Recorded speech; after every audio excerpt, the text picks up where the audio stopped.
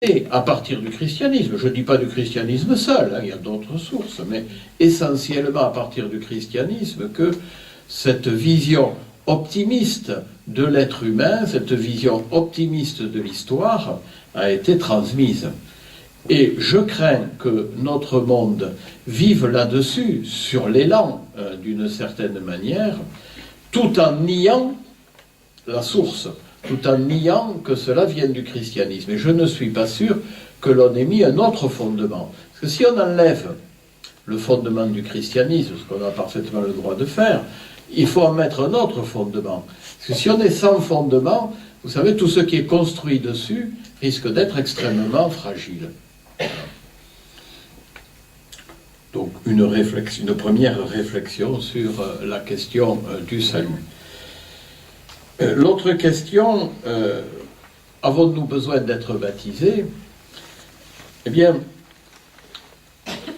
si notre Dieu nous aime et si notre Dieu nous sauve, nous avons besoin de recevoir ce salut. Or, précisément, le baptême, c'est le chemin que l'Église nous propose pour recevoir ce salut de Dieu, pour en vivre. Chemin qui n'est jamais terminé. On a insisté sur le fait que le baptême était un aboutissement, mais le baptême est autant un point de départ qu'un aboutissement. Il nous faut toute notre vie, toutes les Eucharisties, toutes les réconciliations de notre vie, éventuellement le sacrement du mariage, éventuellement le sacrement des malades, etc. Et la confirmation que j'ai oublié, que j'aurais dû dire en premier. Il nous faut tout ça pour vivre de ce baptême. Voilà.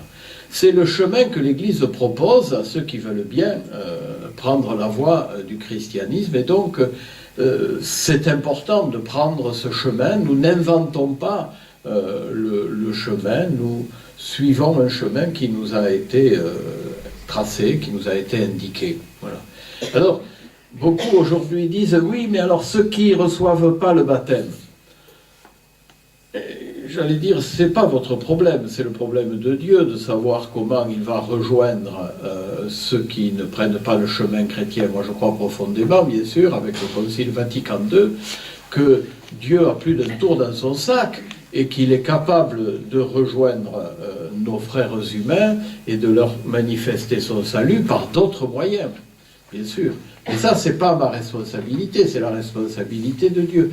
Ma responsabilité comme chrétien et comme croyant, c'est de vivre mon baptême le mieux que je peux, le moins mal possible, pour dire que cette voie que propose l'Église est une voie qui est valable, qui est valide. C'est l'heure.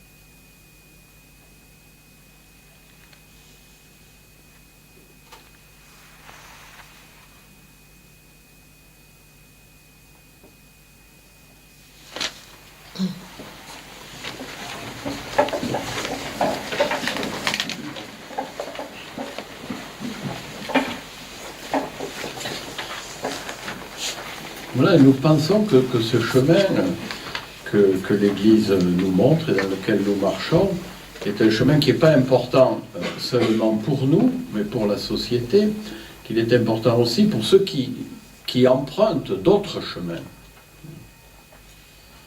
Et aujourd'hui, on met beaucoup l'accent, un peu théoriquement, plus que pratiquement d'ailleurs, sur le dialogue interreligieux, sur l'œcuménisme il y a longtemps, mais sur le dialogue interreligieux, en pensant qu'il y a là quelque chose de riche à exploiter pour nos sociétés. Sauf que pour dialoguer, il faut être quelque part. Pour dialoguer, il faut avoir soi-même des convictions.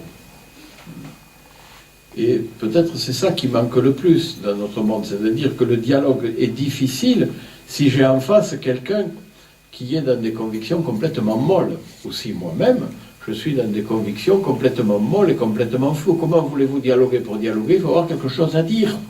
Il faut savoir écouter ce que dit l'autre. Fermons cette parenthèse-là. La liturgie comme expérience du salut. Donc dans la liturgie, la liturgie, ça veut l'origine du mot, hein, c'est comme la métallurgie. Métallurgie, c'est le travail du métal, et la liturgie, c'est le travail du laos, c'est le travail du peuple. Voilà, hein. La liturgie, c'est ceux qui travaillent, voilà, hein, ce qui, étymologiquement, ce qui nous fait travailler, ce qui nous travaille intérieurement. Donc dans la liturgie du baptême, une transformation s'opère. Un passage est vécu. Voilà. Une transformation, un passage est vécu. Le salut annoncé se réalise. Et ce vécu n'est pas vécu pareil pour un adulte que pour un enfant ou pour un bébé, mais il y a toujours un vécu, c'est-à-dire c'est pas innocent de faire baptiser son bébé. Voilà. Mais après, il est baptisé pour la vie, ce bébé. Voilà.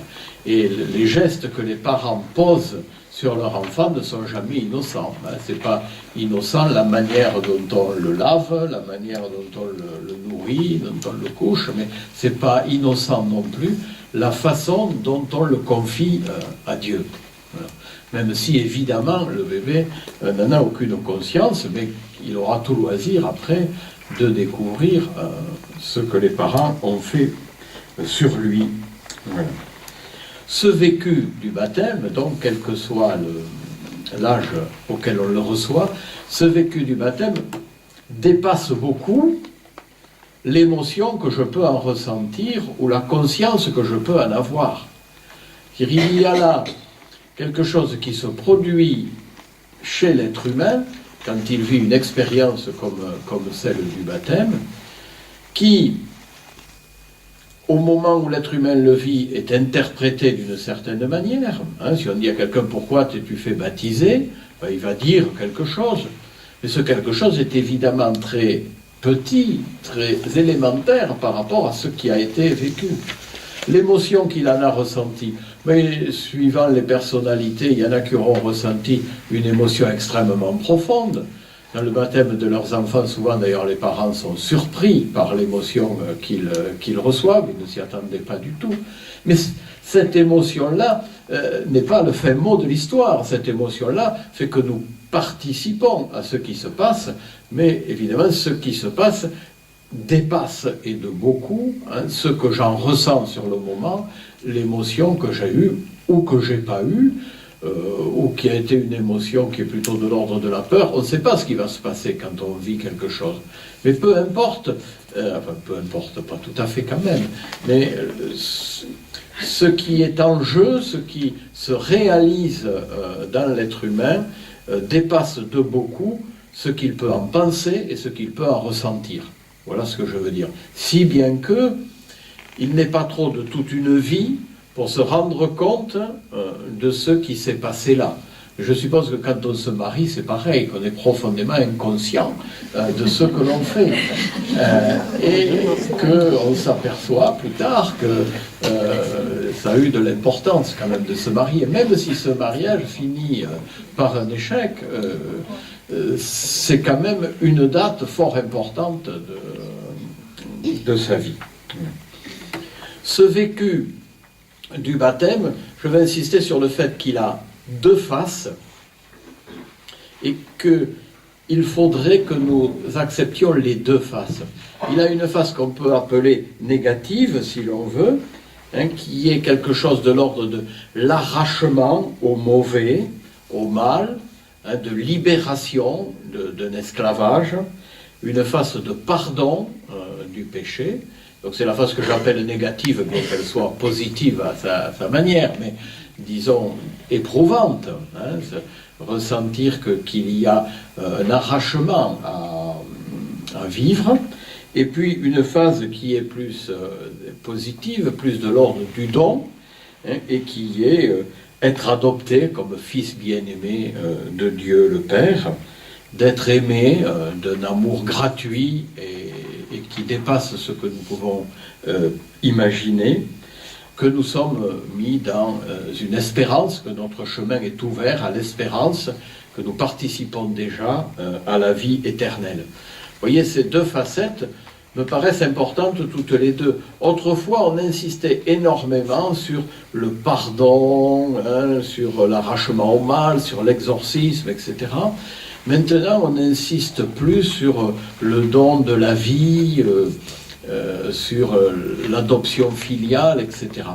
Mais pour être dans la vérité, il faut tenir les deux bouts de la chaîne. Mais nous avons toujours du mal et nous sommes toujours tentés d'abonder dans un sens ou d'abonder dans l'autre. C'est comme dans la présentation de la mort du mystère pascal, soit on insiste sur la mort, soit on insiste sur la résurrection. Or, c'est quand même la conjonction des deux qui est importante. Vous savez, la basilique qui a été construite sur l'endroit du tombeau du Christ et sur le Golgotha, s'est appelée, la première qui a été construite, elle s'est appelée l'Anastasis. L'Anastasis, c'est la résurrection, c'est le mot qui dit la résurrection en grec. Et puis qu'elle a été détruite, évidemment, on l'a reconstruite et on l'appelle le Saint-Sépulcre. Et c'est pas pareil de l'appeler la résurrection ou le Saint-Sépulcre. Et la fresque qui est à l'intérieur, c'est une fresque qui ne parle que de la mort du Christ. Voilà, la déposition de la croix. Vous voyez comme les monuments aussi transmettent la façon dont nous vivons la foi. Comme catéchistes, nous avons cette responsabilité de ne pas occulter le mal, mais de ne pas occulter non plus le bonheur d'être chrétien et de vivre en Dieu. Alors, la préparation au baptême.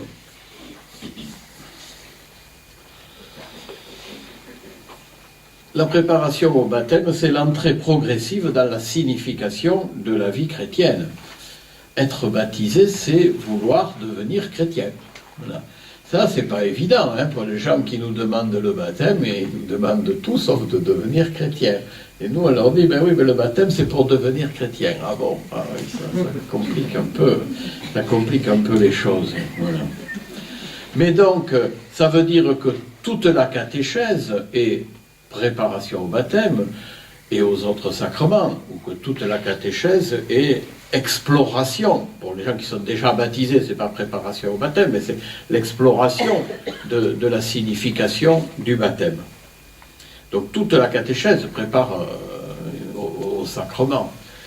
Mais je crois qu'il est important de faire quelque chose de particulier, même si c'est relativement restreint, pour ceux qui ne sont pas baptisés, afin de bien marquer que c'est pas pareil d'être baptisé ou de ne pas être baptisé.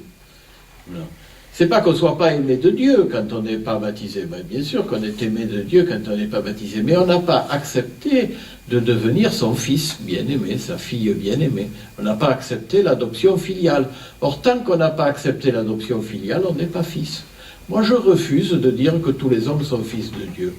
Je pense que être fils de Dieu, c'est une démarche qui suppose d'accepter que Dieu nous adopte comme ses enfants bien-aimés.